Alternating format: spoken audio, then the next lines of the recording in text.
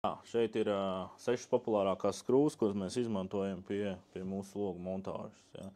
Skrūves ļoti svarīga, teiksim, logu montāžas sastāvdaļa, jo atkarībā no materiāla, kā tiek celta māja, ja, attiecīgi tas ir gāzbetons, keramzīts vai koks, un vēl atkarībā no logu profila, ja, tiek piemeklēts attiecīgi skrūves, kas katrā situācijā ir vajadzīgs. Ja, šeit mēs redzam daudz un dažādas. Ja.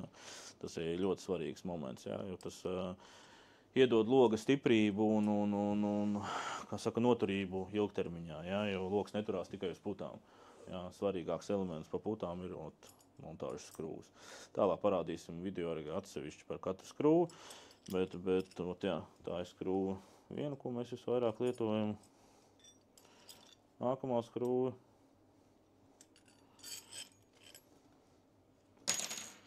Trešā skrūva, 4. skrūva gremgalva, šāda skrūva drībele dzenamā, un viena aizskrēja kaut kur prom, un šāda smalkā skrūva ar rupju vītni.